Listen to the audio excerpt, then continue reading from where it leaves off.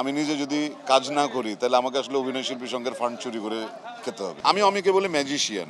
আসলে আমি এই নির্বাচনী প্রক্রিয়াতে জীবনে প্রথম, মানে একেবারেই মানে কোনো কিছু আমার পরিচিত না। সো এই জার্নিটাও আমার কাছে অপরিচিত একটা জার্নি, কিন্তু আমি এখনো পর্যন্ত সাকসেসফুলি আগাচ্ছি বিকজ অফ আমাকে ভালোবাসার মানুষ অনেক বেশি। মানে আমি যার সাথে কথা বলতে যাচ্ছি, ইভেন আজকে এফডিসিতে আসলাম, এফডিসিতে আমাদের অনেক সম্মানিত ভোটার আছে, কিন্তু সত্যি কথা রিয়েলিটি আমার সাথে পরিচয় নেই বেশিরভাগই, কারণ আমরা আসলে একদমই টেলিভিশন ওরিয়েন্টেড। তো এইখানে এসে পরিচিত হচ্ছি, যার সাথে কথা বলছি উনি বলতেছে আপনি কি রানা? আমি বললাম জি। বলে আপনাকে ভোট দিব, কারণ অলরেডি আমরা জানি যে আপনাকেই ভোট দিব। আমার এবং বিভিন্ন জায়গাতে আমি যাকে ভোটের জন্য ফোন করছি বলে ভাই আমি নিজেই আপনার জন্য ক্যাম্পেইন করছি। তো আমার কাছে মনে হয় যে হারা জেতা তো আসলে আমি তো যুদ্ধে নামি নেই, যে কেউই জিততে পারে।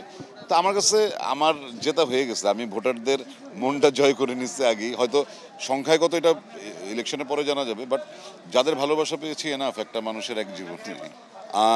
এখানে আমি একটা যেটা আমাকে অনেকে বলেছে যে নমিনেশন পেপার সাবমিট করার পর যে আপনি অভিনয়টা আপাতত বন্ধ করে দেন ইলেকশন পর্যন্ত, কিন্তু ভাই আমি অভিনয় করে চলি। অভিনয় বন্ধ করলে আমার চুরি করে খেতে হবে।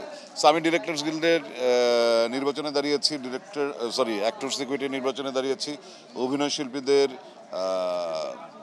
মর্যাদা প্রতিষ্ঠার জন্য। কিন্তু আমি নিজে যদি কাজ না করি তাহলে আমাকে আসলে অভিনয় শিল্পী সংঘের ফান্ড চুরি করে খেতে হবে, এটা আমি পারবো না। সো আমি অভিনয় করব, সংগঠনের কাজ করব অভিনয়ের পরের সময়টায়। সেটা দরকার হলে আমার শিল্পী সংঘের অফিসিয়াল কার্যক্রম রাতে শুরু করব, যেটা হতে পারে 10টা থেকে 12টা, আর অথবা সকালে, কারণ অ্যাক্টিং তো বাদ দিতে পারবো না। না দেখেন, ব্যাচেলার পয়েন্টের ব্যাপারটা হচ্ছে কি, ব্যাচেলার পয়েন্টের আগেও আমরা বিভিন্ন সময় বিভিন্ন জনপ্রিয় ধারাবাহিকে কাজ করেছি, ওই সময় ওইটাই জনপ্রিয় ছিল। তো আবার যখন আরেকটা আসে সেটাই জনপ্রিয়। বাট আপনি যেটা বললেন যে ব্যাচেলার পয়েন্ট আসলে বাংলাদেশের নাটকের ইতিহাসে একটা অন্যরকম জায়গায় চলে গিয়েছে, সেই জায়গায় ব্যাচেলার পয়েন্ট নিঃসন্দেহে অনেক বেশি সাকসেসফুল। আর অভিনয় শিল্পী হিসেবে আমার ক্ষেত্রেও যেটা হয়েছে যে আগে কাজ করেছি, হ্যাঁ মানুষ চিনেছে, পছন্দ করেছে, কিন্তু সেটার একটা সীমা ছিল। ব্যাচেলার পয়েন্টের কারণে যেটা হয়েছে যে বাংলাদেশে যে প্রান্তে যাই শুটিং করতে, ওখানেই এক মানে প্রচুর লোকের ক্রেজিনেস দেখি। তো সেটা তো আসলে অভিনয় শিল্পী হিসেবে ভালোই লাগে। আর অমি হচ্ছে টোটালি ডিফারেন্ট মেকার। ও আসলে এটা একদিনে তো হয় নাই। অমি যখন প্রথম কাজ করেছে ও তো লো বাজেটে কাজ করেছে, অনেক কাজ আছে, কিন্তু ও যোগ্যতার প্রমাণ দেওয়ার পরে তো আসলে এখনকার অমি হয়েছে। তো বিগ বাজেটের তো অনেকে যেমন আক্ষেপ করে, উনি যেই টাকা পায় এই টাকা পেলে আমরাও পারতাম। বাট আমার উত্তর হচ্ছে উনি একদম কম টাকাতেও প্রোডাকশন করেছে। তো ওই প্রোডাকশন করেই কিন্তু উনি ওনার যোগ্যতার প্রমাণ রেখেছে। আমি অমিকে বলে ম্যাজিশিয়ান, কারণ ও জানে দর্শকের ইম্পালস কীভাবে ক্যাশ করতে হয়।